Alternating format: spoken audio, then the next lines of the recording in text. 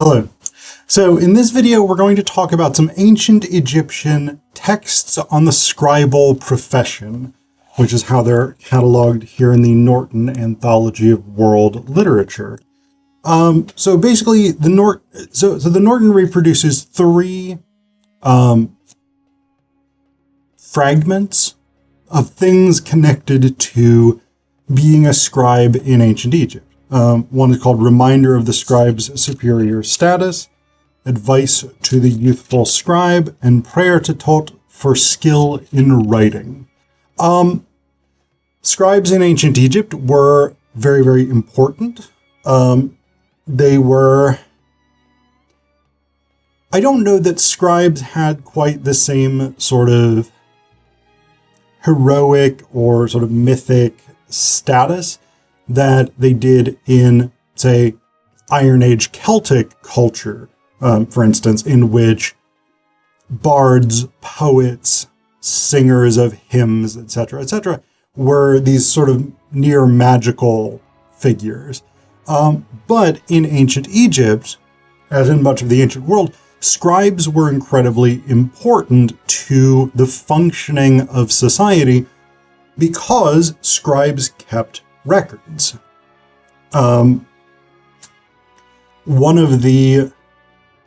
theory about why writing was invented, and writing has probably been invented in multiple contexts. It's probably been something that people have sort of arrived at in different places in different ways. But one theory for the earliest advent of writing is that it was invented for the purposes of taxation, essentially, right? So you need to know that this farmer has this many bushels of grain or whatever it is, so that you can ensure that the government takes the right amount of grain from that farmer, or whatever it is.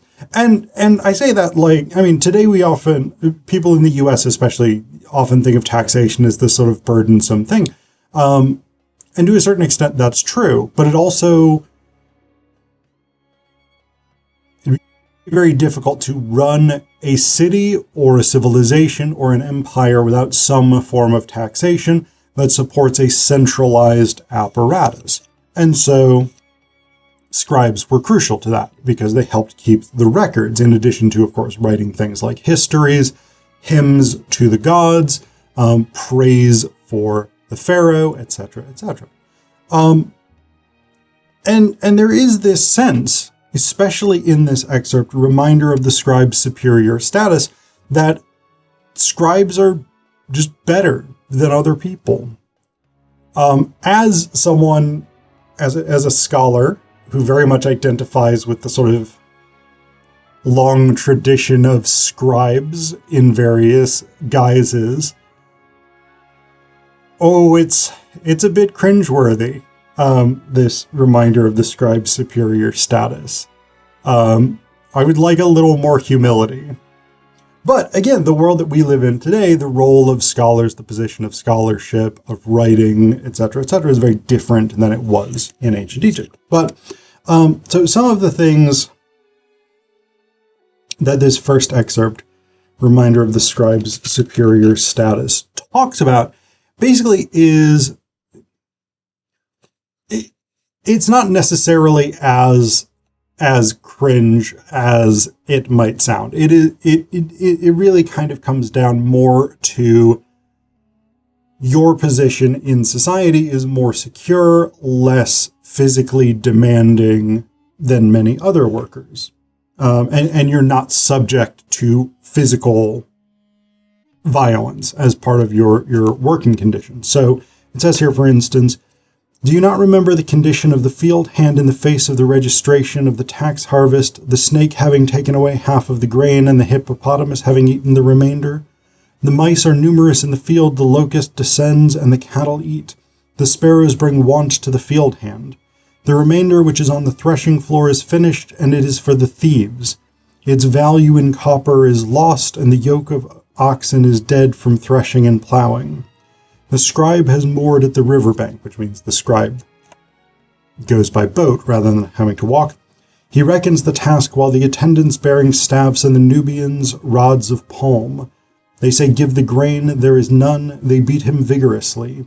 He is bound and cast into the well. They beat him, drowning him head first, while his wife is bound in his presence. His children are manacled. His neighbors have abandoned them and fled. Their grain is gathered. But a scribe, he is the taskmaster of everyone. There is no taxing of the work of the scribe. He does not have dues, so take note of this. It is this sort of interesting thing, right? On the one hand, there's an element of superiority here, right? The scribe's superior status. Hey, you don't get beaten. You are better than the field hands. You're better than the farmers, the people who suffer the good or ill fortune of weather conditions, of locusts, of various other pests, etc., etc. You're better off than them. You're awesome. But there's also this element of you should be grateful for what you have. There's this exhortation almost to, I don't want to say toxic positivity because that's a very modern phenomenon, but it is kind of that, right? This last line, so take note of this, right? There's a couple of ways to read this. One is take note of how much better you are than everyone else and treat them accordingly. Be haughty, be superior, be overbearing, etc., etc. The other way of reading this, and the way that I prefer, and I hope is how it was meant, is you are in a privileged position within society. Bear that privilege in mind. And we can think about that in a couple of different ways. One is seek to not abuse that privilege. One is to have compassion for those who do not have such privileged positions. And one maybe even is to be charitable, right? Yeah, so it's an interesting thing. But again, one of the things that this excerpt does is helps give us a sense of the scribe's place within this social hierarchy, within the sort of social order of organization. And that's really an interesting thing, because again, how societies organize themselves has varied over time, and it is very, it tells us a lot about the ethics and the priorities of a society, how they actually set up their hierarchies. And the degree to which they are hierarchy-driven cultures. So the next one is advice to a youthful scribe. And basically, this is good, sort of good-ish, I'll say, sort of pedagogical advice. Basically, it tells this young scribe to focus on his lessons. And it would have been his lessons. I don't think there were female scribes in Egypt, as far as I know. I don't know that there weren't. The Egyptians were a fairly egalitarian civilization as far as gender equity goes, but I think scribe was primarily a male profession. Basically, so this advice centers around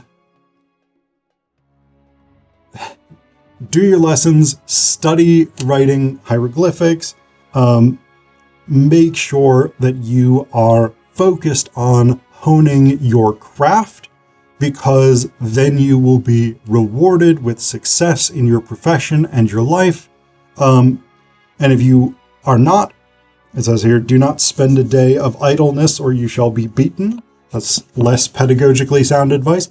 But again, there's this sense that, like, in some ways, schooling kind of didn't change from the period of ancient Egypt really up into the 20th century, right?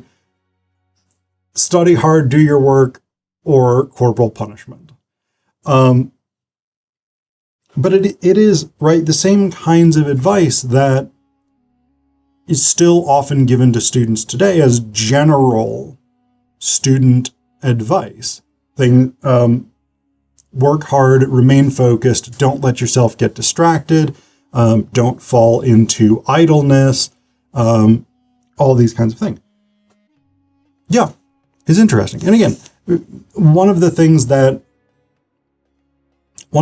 we maybe take for granted today is writing, because we now, in many parts of the world, have very high literacy rates, right? We're an overall literate society.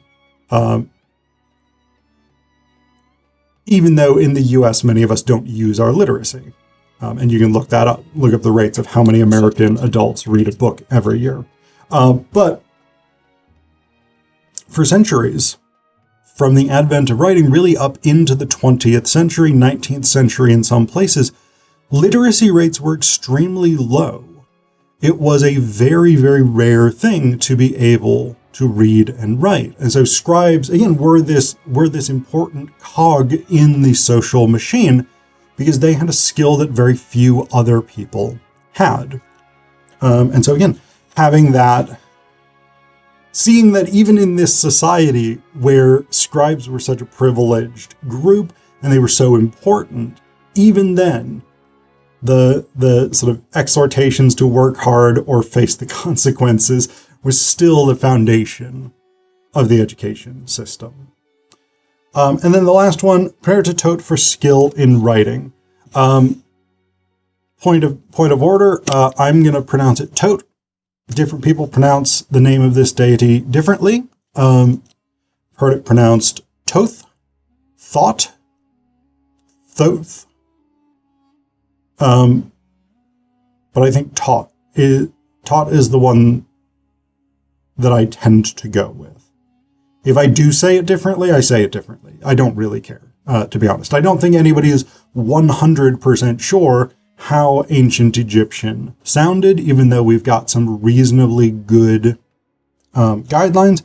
But I think Thoth is one of those ones that's very... I think I started by saying Thoth. Now I'm saying Thoth. I'm going to stick with Thoth because he teaches us things. That's not the logic of how to pronounce a name, by the way. But so Thoth was the god of scribes. Thoth's an interesting figure because he's both a god and a culture hero, right? So a culture hero is a figure who gives human civilization important technologies or advances. So Thoth is credited in ancient Egypt with inventing writing, along with a bunch of other things. He was a scribe to the other gods. He was I think he was a messenger. He was the recorder of history. And I believe he was all-knowing, if I'm not mistaken. So the prayer to Thoth for skill in writing, this is again an interesting piece, partially because it addresses Thoth specifically, but partially because it's a record of an ancient prayer from a belief system that is now no longer in practice. And that's kind of always interesting, right? The way that people construct prayers is revelatory about their civilization, their values, their position within their civilization, their aspirations, etc., etc. So I'm just going to read you the whole thing. Prayer to Thoth for skill in writing. Come to me, Thoth, O noble Ibis. The Ibis was one of the forms of Thoth, along with the baboon, I think. O God who longs for Kmun, O dispatch rider of the Aeneid, O the great one of Un, come to me that you may give advice and make me skillful in your office. Better is your profession than all professions. It makes men great. He who is skilled in it is found fit to exercise the office of magistrate. I have seen many for whom you have acted, and they are in the council of the 30, which according to the footnote here was a legal and administrative body. They being strong and powerful through what you have done. You are the one who has given advice. You are the one who has given advice to the motherless man. Shay and Renawetet are with you. Come to me that you may advise me. I am the servant of your house. Let me relate your prowess in whatever land I am. Then the multitude of men shall say, how great are the things that Thoth has done. Then they shall come with the children to brand them with your profession, a calling good to the Lord of victory. Joyful is the one who has exercised it. And so again, it's an interesting prayer, I think a fairly standard type of prayer that simultaneous is not bargaining per se, but it has the appearance almost of bargaining, right? Come and give me wisdom, give me skill in my profession so that I can succeed. And in exchange, I will worship you and I will spread your fame. I will promote you, etc., etc., so that you become even more famous and get even more worshipers. Yeah, it's a cool thing. Again, to sort of look back on these ancient